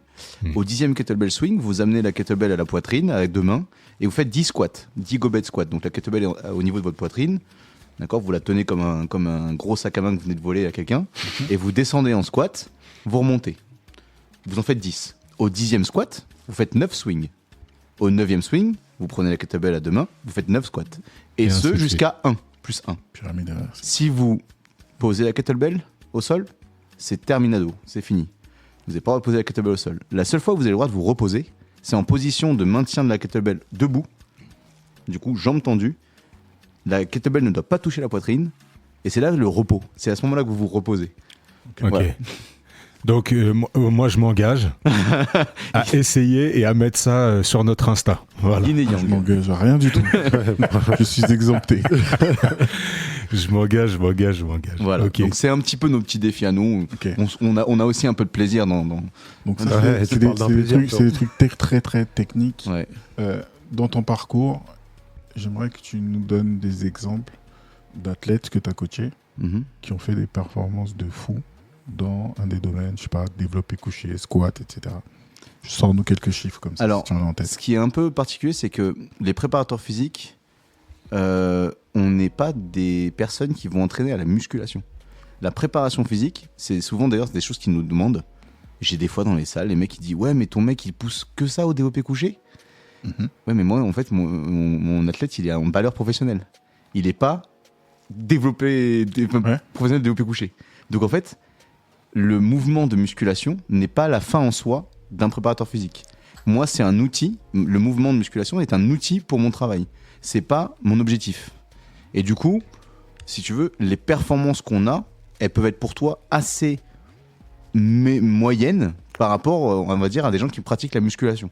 Simplement, dans leur discipline sportive, moi, je te prends par exemple Luc Steins, un des athlètes les plus importants que j'ai entraîné. Donc Luc Steins, au handball, c'est meilleur joueur du monde l'année dernière. Donc il est demi-centre, c'est meneur de jeu. Il est 3 fois meilleur joueur du championnat, devant Karabatic, en première division. Mhm. Il est capitaine des Pays-Bas, là, actuellement en Coupe d'Europe, au championnat d'Europe actuellement. Et donc il joue au PSG depuis 4 ans. Mhm. Et c'est voilà, c'est vraiment le joueur autour du PSG, ils construisent autour de lui. Luc Steins, en squat, c'est peut-être 150 kilos sur 5 reps. Il fait 1m78, 75 kilos. Mais c'est pas un truc incroyable. Il y a des gens en force athlétique qui font 50 kilos plus que lui. Oui, évidemment. Mais si je te donne un autre exemple, si tu vas du côté des, Footballeur américain ou des ou rugbyman. des cyclistes qui font de la piste, Hmm. ça envoie du squat assez sérieusement, quoi. Voilà. Oui, mais du coup, c'est une discipline qui va être très très monotâche. Ouais. Le cycliste, donc par exemple quand tu parles de Kirin, le cycliste sur piste, lui, il va avoir que ses muscles des cuisses, c'est un Ouais. sport porté en plus, et du gainage pour créer une performance de puissance. Le handballeur, il doit gérer un adversaire, il doit gérer des déplacements, un ballon, des lignes de touche, un terrain. Et donc ça, en fait, à partir du moment où dans une action donnée, vous mettez du multifacteur, si vous êtes spécialisé dans une tâche, et tous les facteurs que vous n'avez pas pris en compte dans l'entraînement de cette tâche, en fait, ça, c'est nul et non avenu. Si vous apprenez à quelqu'un à vachement bien marcher droit, le jour où il va falloir qu'il tourne, qu'il fasse un virage, le mec, il a jamais pris. Dans ses paramètres, dans son logiciel, c'était pas prévu. Votre mec, il est le meilleur marcheur droit, en ligne droite, de l'histoire de l'humanité. Mais il a jamais prêt à faire des virages. Donc, si vous le mettez sur une situation où il faut qu'il tourne à droite, à tourne à gauche, vous pouvez avoir le meilleur marcheur en ligne droite de l'histoire. Si tu mets sur une compétition où il faut qu'il fasse 2-3 virages, il se fera dépasser par quelqu'un qui finalement a fait des virages, mais qui n'est pas le meilleur marcheur de l'histoire en ligne droite. Donc t'as pas de camp un peu comme au foot américain ou basket ou autre où tu vas avoir peut-être en pré-saison ou à certains moments de la saison, des tests purement physiques. On va dire, tiens, voilà, foot américain, ça va être 40 mètres, départ arrêté, détente verticale. Évidemment. Ouais. Évidemment, c'est ce qu'on appelle les standards. Je parlais des standards. Et dans ces standards-là, est-ce que tu n'as pas, comme ça, quelqu'un qui t'a surpris? Moi, si je me remets encore dans le handball, détente verticale de Daniel Narcisse ou Mathieu Gréby, tu vois, donc des choses comme ça. Il y a des gens quand même où tu te dis, ouais, c'est ta tête là, il n'est pas comme les autres. Alors oui, encore une fois, il y a quand même, j'ai quand même des athlètes qui sont, j'ai pas en dessous du niveau national, et donc j'ai du niveau international à national. On ne parle pas des gens normaux, enfin, c'est ça. Et donc, par exemple, peut-être que je me suis mal exprimé. Ouais. C'est pas forcément, tiens, il fait 250 kilos développé couché, mais c'est pas le recordman du monde. Voilà. Mais lui, attention, il saute plus que les autres, ou alors il court plus vite. Ouais. Je prends la semaine dernière, j'ai fait un petit défi avec mes skieurs là, de Télémark, et un de nos athlètes, Noé Clay, on le salue, parce que là on est en Coupe du Monde en ce moment en Italie dans les Dolomites. Donc d'ailleurs je fais un peu de name dropping pour moi-même. On a Elina Beau qui gagne la première étape de Coupe du Monde cette année. Donc félicitations. Voilà. Félicitations. Merci. Donc je suis très content pour lui. Donc Noé Clay qui me fait 1m53 en détente sèche sur un pied. Voilà. Donc vous prenez 1m53, vous prenez appui, impulsion, un pied, vous réceptionnez un pied du même pied. Voilà. Ça vous donne un petit. Il est un peu explosif le gamin quoi. Ouais, c'est énorme. Voilà. J'ai Maëline Bui, ma petite karatéka, ma petite karaté kid comme je l'appelle. Donc Maëline Bui, équipe de France de karaté kata, qui vient d'avoir 17 ans et qui concourt en équipe de France senior, en équipe qui est numéro 1 mondiale. Donc elle fait 1m65, 62 kilos et qui du coup en détente horizontale m'a mis un 4m20 double appui, donc 4m20 en détente horizontale. Donc vous restez sur vos deux pieds, vous sautez vers l'avant le plus loin possible, et vous faites 4m20. Sans élan ? Sans élan. Ouais. Donc elle a un peu d'impulsion dans les hanches. C'est un peu à ça que je pensais. Une vraie sauterelle. Ouais. Voilà. C'est insane. Mais elle a peur des ballons par contre. Faut pas lui jeter un ballon en mousse. Elle a peur. Ah ouais? Ouais. Mais faut pas le dire ça.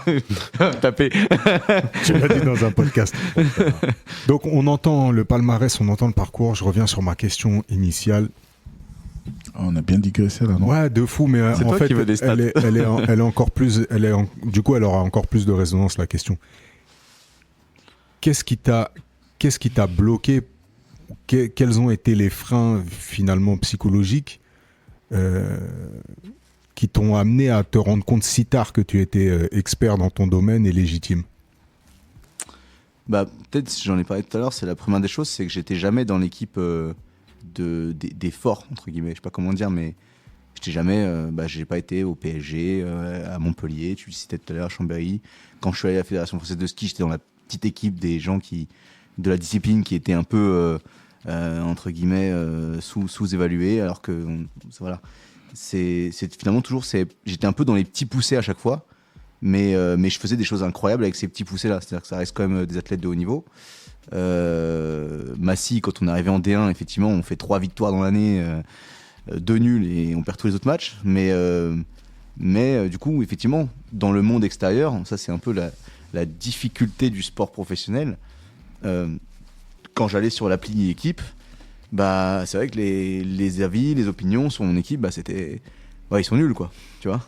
Et en fait, ça c'est la différence entre ce qui se passe, la face cachée de l'iceberg du sport en fait. Les gens voient le sport maintenant, et moi j'aime bien parce que je suis dedans et du coup je connais tous les coulisses, mais les gens parlent du sport comme ils travaillent tous dedans quoi. Et en fait ils se rendent pas compte de la du travail que c'est en fait. C'est hallucinant, et que même votre joueur de Ligue 1 qui est sur le banc remplaçant et qui peut-être fait une mauvaise action dans votre match de l'équipe que vous défendez, si vous êtes supporter, en fait, vous savez pas à quel point il est super fort, il s'entraîne de ouf, et peut-être qu'il y a des relations internes au groupe, des trucs, des semaines d'entraînement qu'il a pas le fait. Enfin bref, il y a tellement de facteurs en compte.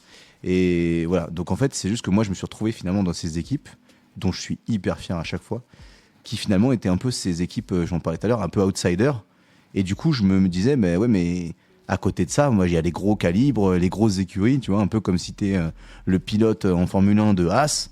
Tu te dis, putain, ouais, mais McLaren, Ferrari, tu vois, Red Bull, les mecs, en fait, c'est eux les champions. Moi, même si on est dans la même compétition, tu vois, tu te dis, putain. Et donc, c'est un peu ça le ressenti que j'avais. Ouais, mais dans un monde où il y en a qui ne font rien et qui se vendent du meilleur, qu'est-ce qui fait que eux vont avoir ce... Ouais, mais au-delà de ça, excuse-moi de te couper, Vincent. Vas-y, coupe-moi, avec plaisir. La première fois que tu dis ça, frère. Non, mais ce que je trouve drôle, c'est que le fait d'être chez l'outsider, justement, enfin, de ce que tu dis, de ce que je comprends en tout cas, ça t'enlève un peu cette légitimité, en tout cas de prime abord.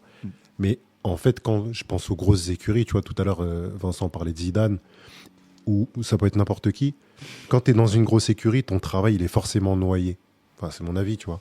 Le PSG, on se dira jamais que c'est parce qu'il y a un préparateur sportif, tel ou tel préparateur sportif qui sont arrivés à ce niveau-là. Et c'est pareil pour tous les gros clubs et dans toutes les disciplines. Je pense que là où tu peux vraiment trouver la valeur de ton travail, c'est quand tu amènes justement ces petits poussés à faire des choses qui sont incroyables. Et à faire, comment tu appelé ça tout à l'heure ? Le miracle permanent. Le miracle permanent. Donc je trouve ça un peu paradoxal en fait. Moi j'entends ce que tu dis, mais c'est-à-dire qu'au générique du film, où est-ce que Pablo est classé ? C'est-à-dire que dans cette montée-là, c'est grâce aux joueurs, c'est grâce au coach, c'est grâce au préparateur. C'est pour ça que je te demandais des performances. Est-ce qu'un joueur fait des trucs incroyables ? Et du coup, quelle est ta part dans ça ? Tu vois, c'est difficile de dire. Comme on dit souvent, quand tu gagnes, c'est grâce aux joueurs. Quand tu perds, c'est à cause du coach. Tu vois. Donc, et d'autant plus, un truc qui n'est pas forcément mesurable pour le commun des mortels. C'est-à-dire que toi, ce que tu fais, c'est quand même dans l'expertise. Et c'est ce que j'aimerais comprendre. Comment, après ton passage, c'est pour ça que je demandais aujourd'hui où est-ce qu'ils sont classés. Parce qu'il y a un des paramètres qui n'est plus là, c'est toi.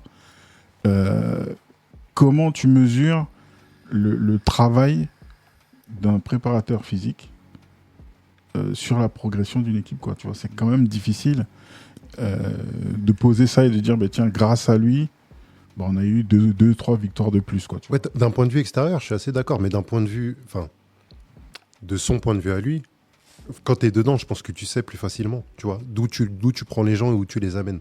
Ouais, et puis je pense que tes collaborateurs directs, ceux qui ont eu l'habitude de faire sans, ils voient aussi plus facilement le gap qui est passé.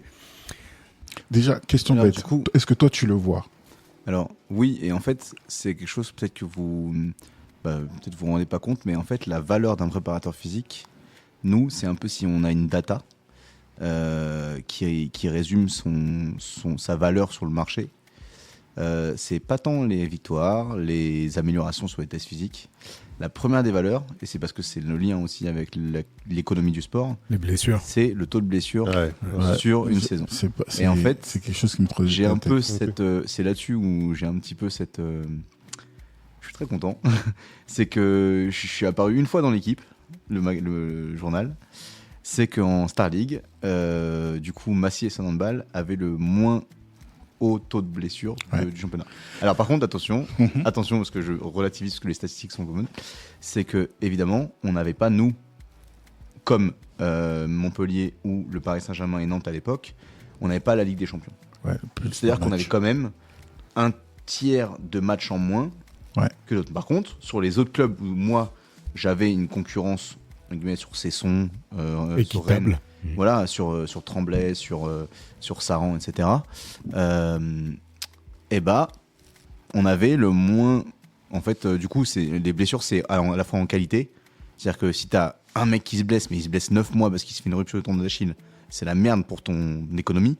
Parce que un joueur qui ne joue pas, c'est un joueur qui te sert à rien. Et du coup, nous, les préparateurs physiques, quand on a les actionnaires, ce qu'ils veulent d'un préparateur physique, c'est qu'ils permettent aux joueurs qui sont importants de jouer. Parce qu'un joueur qui ne joue pas, il est payé pour rien foutre. En gros, Neymar, c'est un mauvais investissement, si vous voulez ce que je veux dire. Johan Gourcuff, pareil, etc., etc. En termes sportifs. En termes économiques. Non, surtout Neymar. Il n'a pas besoin de jouer pour vendre des maillots. Non, mais ce que je veux dire, c'est en termes sportifs, économiques pour le sport. Pour l'économie du sport. Par contre, un joueur qui joue est un joueur du coup qui peut être en action pour l'équipe et donc potentiellement qui va amener les résultats qui sont escomptés par rapport à ses qualités physiques, techniques, tactiques, etc. Et du coup, effectivement, le taux de blessure en qualité, c'est-à-dire combien de ligaments croisés il y a eu, combien de ruptures tendineuses, etc., de grosses blessures. Ou alors, est-ce que il y a plein de petites blessures répétées, par exemple des entorses de cheville, des ischios, des lésions musculaires aux ischios, etc. Et en l'occurrence, on avait sur les 2 stats le meilleur chiffre à l'époque. Voilà. Donc à relativiser par rapport au gros club, encore une fois. Qu'est-ce qui a fait que malgré toutes ces validations, tous ces trucs que toi-même tu as pu quantifier, qu'est-ce qui a fait que tu mets du temps à te sentir crédible? Encore une fois, parce que je voyais qu'il y avait des gens au-dessus, il y avait des préparateurs physiques, de gros clubs, parce que pour moi, c'était... Tu viens de le dire. Non, dis-lui. Si tu sais, dis-lui. Non, mais voilà, pour moi, il y avait... moi, j'étais sur un petit club de D1, il y avait des gens qui étaient préparateurs physiques de gros clubs de D1, j'avais une équipe de France de ski d'une discipline qui était minoritaire, et il y avait des gens qui étaient préparateurs physiques de l'équipe de France de descente, par exemple, ou de biathlon, et en fait, c'est très récemment que je me suis rendu compte que ce n'était absolument pas en lien avec tes compétences et tes performances, mais que c'était des fois des opportunités et qu'il y avait aussi, et ça il faut le savoir, à des postes très haut placés sur des staffs nationaux, des gens qui n'étaient pas du tout les plus compétents. Voilà, tout simplement. Oh putain, ça nous rappelle quelque chose. Genre ce qui se passe partout dans le monde, notamment dans nos tafs. Voilà. Ok, voilà. Moi j'apporte un autre angle de vue extérieur. Je suis ton frère. Grand frère. Ouais, j'ai essayé de... À l'extérieur, on va être obligé de nuancer après parce que... Non, mais du coup, extérieur, extra sportif, extra professionnel, parce que ton monde, je le suis à travers toi, mais je le connais pas non plus par cœur. Mais je pense que ça se retrouve partout. Comme j'ai dit, il y a des gens qui sont absolument pas légitimes et qui hurlent toute la journée à quel point ils sont bons, c'est les meilleurs et c'est grâce à eux.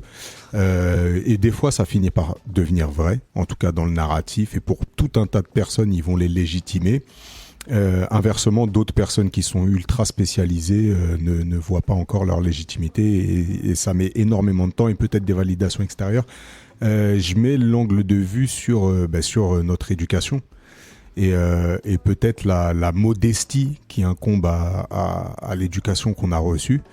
Et est-ce que t'as pas l'impression qu'il y a quand même des freins dans peut-être des phrases que tu as entendues ou une façon d'aborder le succès qui peuvent rentrer en compte? Effectivement, il y a une phrase. Ah bah voilà. On y arrive. Tu sais, le mec qui veut t'apprendre quelque chose, tu sais, mais voilà. Voilà. Ça s'appelle la bienveillance relou.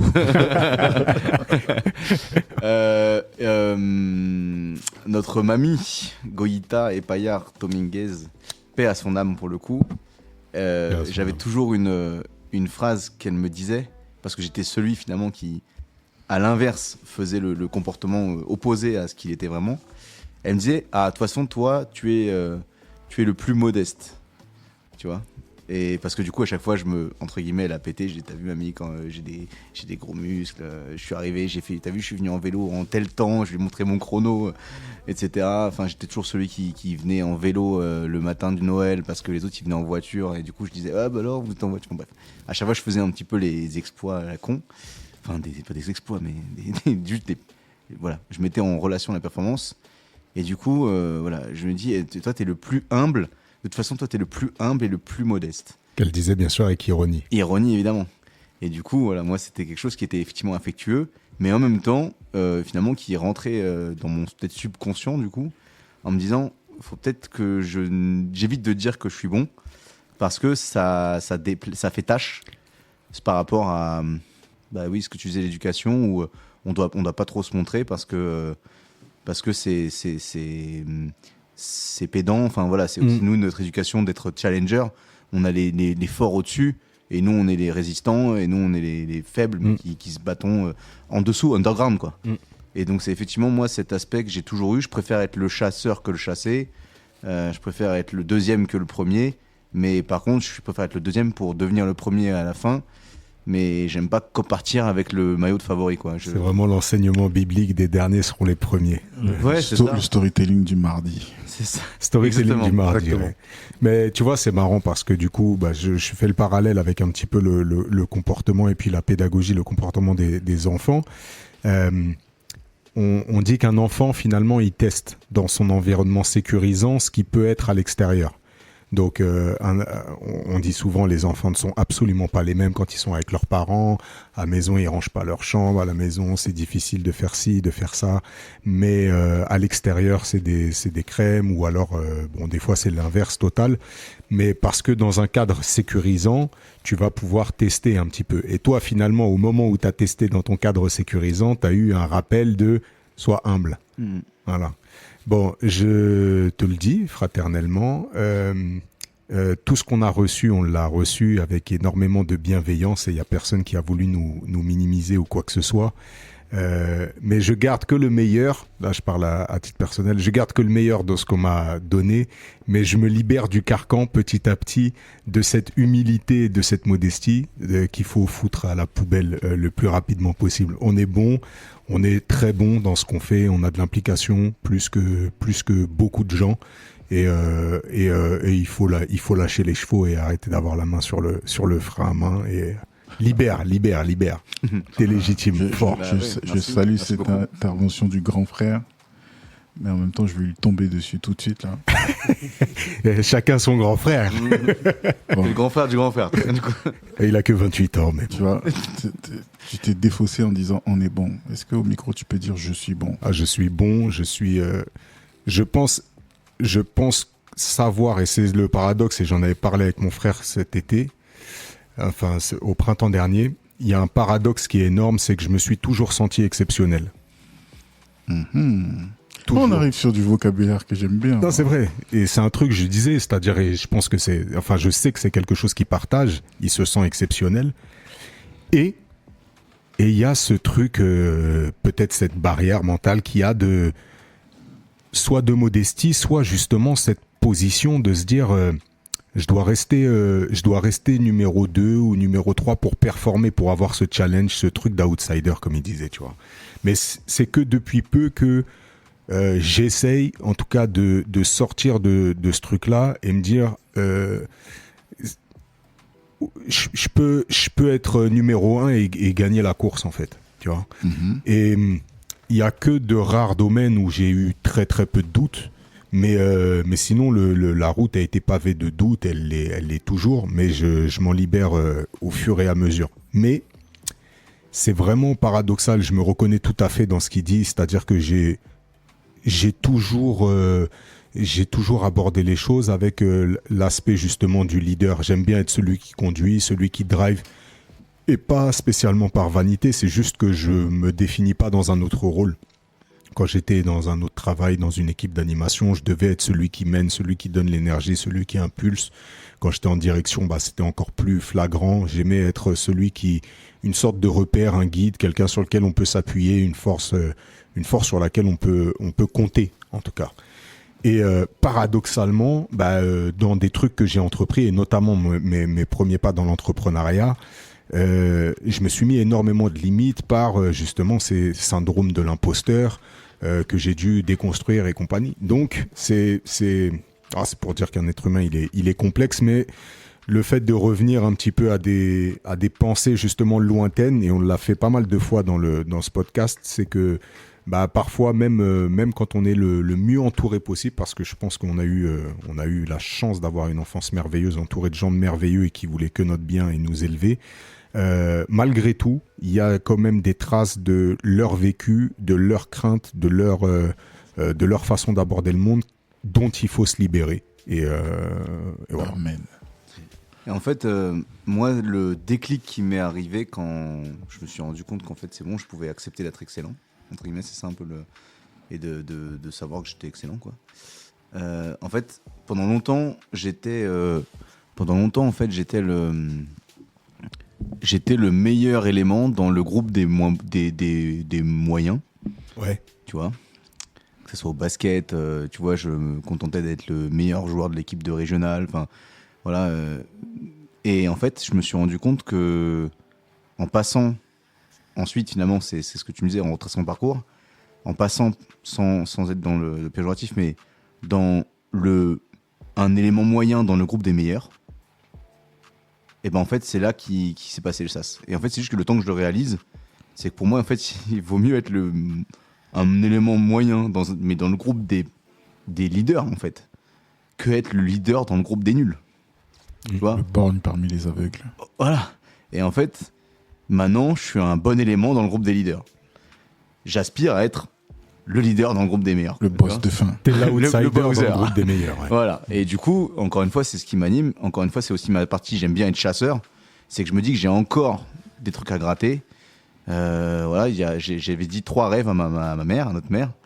Et j'en ai réalisé 2 sur 3. Et il me reste. T'es passé à ça du 3e. Hein. Ouais. T'es passé à ça parce que le pauvre. Non, mais, et du coup, c'est quoi le 3e? Voilà. Mais c'est quoi les Et- 2 premiers peut-être les aussi 2 premiers Tu connais les 2 Ouais, premiers Non, mais J'avais dit à ma mère, je serais préparateur physique de haut niveau pour une équipe de France. check. Down. Down, parce que il y avait ma mère avait beaucoup de symboles et avant qu'elle parte, elle m'avait laissé 3 petits mots que j'ai dans mon portefeuille tous les jours. Elle a dit: Pablo, je souhaite qu'il fasse des études qui lui plaisent, et je souhaite qu'il soit fier de lui, et je souhaite qu'il vive dans un endroit qu'il aime, tu vois. Et du coup, j'ai fait des études qui me plaisent. J'habite à Annecy. J'ai dit avant 30 ans, j'habiterai à Annecy. Donc j'habite à Annecy, belle ville, name dropping si vous voulez, capitale, voilà, Venise des Alpes. Si vous voulez faire un enterrement de vie de garçon, c'est pas mal. Est-ce qu'ils sponsorisent des podcasts là-bas? Et bah il y a un studio podcast. D'ailleurs, je name dropping pour le coup. The Body is Black. Non, mais ça, c'est la concu, ça. Voilà. On a une dropping de que dalle. Mais Non, c'est bien, ça fait vivre l'écosystème. Et il a créé le salon de podcast. Non, on le salue, bien sûr. Monsieur On le salue, Podcast on le salue fort. Et j'ai dit que j'irais aux Jeux Olympiques comme entraîneur. J'accompagnerais un sportif ou une équipe. Et ben, quand je vivrais une cérémonie d'ouverture pour représenter mon pays, l'Algérie, ou la France, ou l'Espagne, ou genre rien à foutre le Qatar. Enfin voilà, là je m'en fous, opportuniste. Non, je déconne, mais voilà. En fait, une nation pour le rêve olympique. Et ben là, je pourrais m'asseoir et me dire, c'est bon, je suis fier de moi et t'es fier de moi, quoi. Même si je suis déjà fier de moi, mais voilà. Et là, on a les JO de 2024 à Paris. Et c'est la première année où il retire le karaté. Et il a la meilleure karatéka du monde. De toute façon, Je lui dis, je suis outsider. j'ai déjà assez parlé de ce pays merveilleux qu'est la France. Aïe. Non, mais c'est bien, c'est-à-dire qu'il reste encore des choses à accomplir, de toute façon. Non, mais attention, parce que tu disais, il faut que tu sois fier de toi. Est-ce que c'est une condition sine qua non pour que tu sois fier de toi? Non, qu'elle soit fière de moi. Qu'elle soit fière de toi. C'était dans le contrat, ça, que tu sois au JO? Dans Quel contrat? Le mot que tu as écrit? Elle a parlé de JO? Non, elle a dit, juste de fierté. je souhaite que tu fasses des études qui te plaisent, Oui, que tu Validé. habites dans un endroit que tu aimes, validé. et que tu sois fier de toi. sois fier de toi. Que toi-même, tu sois fier Ouais, de toi. Donc la question que je t'ai posée, c'est, pour que tu sois fier de toi, est-ce que c'est une condition sine qua non d'être dans une délégation des Je suis JO? déjà très fier de moi. Bah donc c'est fini, c'est réglé. Ouais, mais j'ai encore. Il y a un bonus, Il y a un bonus. mais le contrat est rempli. En fait, ça, c'était ses volontés pour toi. Et toi, tu as tes propres objectifs. Donc, Voilà. toutes ces volontés sont remplies. Et toi, il te manque ton petit objectif perso. Pour moi, c'est d'ailleurs ça qui fait aussi l'excellence. C'est quel que soit ton groupe, tu vois, tu peux avoir ton manager, il te donne des missions. Mhm. Tu peux avoir ton entraîneur qui te donne un exercice à faire. Ouais. Moi, mon frère, il pourra en témoigner. On avait un terrain de basket, on habitait dans une école. Le terrain de basket, je pense qu'il y a encore les traces de mes pas, quoi. Enfin, j'étais tout le temps là-bas à faire des shoots, qu'il neige, qu'il pleuve, qu'il vente. Je faisais l'exercice en plus, en fait. À la fin de l'entraînement, je restais, tant que je marquais pas les 10 lancers francs, les 10 3 points, les 10 lay-up main droite, les 10 lay-up main gauche, je partais pas à l'entraînement. Et donc, je m'imposais à moi-même des objectifs supérieurs ou peut-être différents que ceux qui m'avaient été imposés. Et alors, peut-être que c'est bien, pas bien ou quoi, mais en tout cas, c'est mon éthique. Non, moi je salue complètement cette volonté de se dépasser, d'en vouloir plus et de pas se dire c'est terminé. Mhm. Par contre, je m'en suis rendu compte et je me l'applique à moi-même. Cette notion de refuser, de valider, de célébrer, ce qui pour moi c'est même pas des petites victoires, là, c'est une grande victoire. et dire voilà les volontés de ma mère et voilà comment j'ai réussi à combler tout ça, il faut le célébrer. Après les JO, on sera là pour fêter avec toi, ça sera un plus. Mais pour moi, c'est 3 sur 3. Hein. Je pensais qu'il manquait vraiment quelque chose. Non, il y a un truc en plus qui arrive, mais c'est complètement rempli. C'est marrant parce que moi j'ai du coup le même petit papier. Enfin, moi il n'y avait pas trois volontés. Enfin j'en ai retrouvé qu'une en tout cas. Ouais. Et je souhaite que Vincent ait un métier qui lui plaise. Alors, on en est où là ? Eh ben, Dieu merci, quand je me lève, je fais que ce qui me plaît. Et du coup, ouais, c'est un adage qui fait que je garde ça en ligne de mire et ça m'accompagne quoi, au jour le jour. Elle avait juste pas prévu que ce serait pas un, mais plusieurs métiers qui te plaisent. Oui. Nice. Yes. On n'a pas entendu Félix nous parler de... Des interstices là. Non, c'est ça c'est-à-dire que Non, ça, on a il peut dit, pas t'as dit je suis bon, il a dit je suis bon, et je suis exceptionnel. Félix, c'est comment ? J'en parlais avec Vincent il y a pas si longtemps que ça, je crois. Et je lui ai dit, tu vois, j'ai du mal à le dire au micro. Ah voilà. Mais je vais quand même le dire parce que j'en ai rien à foutre. C'est important. On va sortir Je les dis, moi, arcs-en-ciel ma ici. bénédiction et ma malédiction depuis que je suis petit, c'est qu'on m'a fait croire que j'étais très intelligent. Et grâce à Dieu ou pas, je sais pas, j'en suis convaincu d'être plus intelligent que la moyenne des gens. Et en fait, ça c'est un truc sur lequel, je sais pas si ça répond à ton interrogation, mais j'ai ce sentiment-là aussi. Et là où je rejoins complètement Vincent, c'est que c'est à la fois un truc qu'on m'a mis en tête, mais avec lequel tu dois composer quand tu es dans une éducation où il y a une partie qui te pousse à l'humilité, tu vois. Il faut rester dans les clous, entre guillemets, parce qu'il y a une autre partie de mon éducation qui est complètement l'inverse de ça. Mais moi, ce que j'ai retenu, c'est faut pas faire de vagues. Chercher à briller pour briller, ça sert à rien. Et donc, en fait, il y a plein de choses qui se mélangent. Mais ouais, donc cette casquette-là, je me reconnais. Et oui, je suis exceptionnel. Dieu bénisse. Dieu bénisse. Bon. C'était un sacré bel épisode, les amis. Pablo, est-ce qu'il y a quelque chose que tu voudrais rajouter, quelque chose dont on n'aurait pas spécialement parlé, ou une bouteille à la mer que tu voudrais jeter pour... Oula, je viens d'emprunter la citation de Thinkerview, je leur passe le bonjour. Non, c'est... ce que je voudrais rajouter simplement, c'est si jamais ce parcours-là fait écho à d'autres personnes, il y a un élément qui effectivement me parle tous les jours. C'est un élément dont tu as déjà parlé, c'est-à-dire fais quelque chose qui te plaît et tu n'auras jamais à travailler un jour de ta vie. Ça, Confucius. voilà, ça c'est la première des choses. Et la deuxième des choses, c'est une autre phrase qui me parle beaucoup. Et du coup, elle fait référence aussi à une phrase sur un des athlètes qui l'année dernière a eu un cancer des testicules. Et je name dropping Matt Lafleur, qui est joueur professionnel maintenant, qui a signé son premier contrat pro à Istres, au handball, et dans lequel j'ai accompagné sa préparation physique pendant qu'il était en chimio. Chose dure parce que c'est aussi une épreuve que j'ai subie avec notre mère. Mhm. Mais voilà, ça a été peut-être un combat positif qu'on a réussi à gagner. Cette phrase, c'est une phrase de Cocteau qui dit va vers ton risque, à te regarder, ils s'habitueront. On l'avait noté dans les phrases Voilà. à mettre dans l'épisode des risques. Et ouais, en effet, sacrée belle phrase. Les amis, merci. Merci pour cet échange. C'était vraiment... Quand ça finit comme ça, faut rien ajouter. Hein. Ouais, rien à ajouter. Ouais, j'étais en train de me dire, faut quand même que C'est bon comme ça. La seule chose qu'on rajoutera, c'est bien sûr abonnez-vous sur la plateforme de podcast depuis laquelle vous nous écoutez actuellement. Envoyez les 5 étoiles, envoyez-nous des avis. Et je voulais justement à ce titre-là remercier les gens qui nous laissent des avis. Et puis je voulais en citer un, ça va être un petit peu notre habitude maintenant. Je vais citer l'un des avis qui est du chat à 9 vies, qui nous dit « Enfin un podcast qui aborde les sujets de fond de l'entrepreneuriat sans langue de bois à travers des expériences significatives. » Et je pense qu'aujourd'hui c'est le cas. Good job les gars, avec tout plein de mains qui frappent et une flamme à la fin. Tu sais qui c'est ? C'est le chat à 9 vies. Alors là, je t'avoue que je sais pas du tout qui c'est. Faut que je pose la question.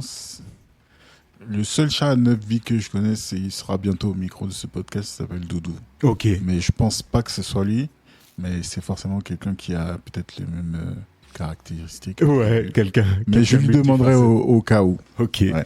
Bon, on le salue. Donc, laissez-nous des avis comme celui-ci. Oh, ça fait vraiment plaisir. Ça fait plaisir et puis on continuera à les lire d'émission en émission. Il est temps de se laisser. J'ai pour habitude de dire qu'on est sûrement amené à se revoir et d'ici là, prenez soin de vous.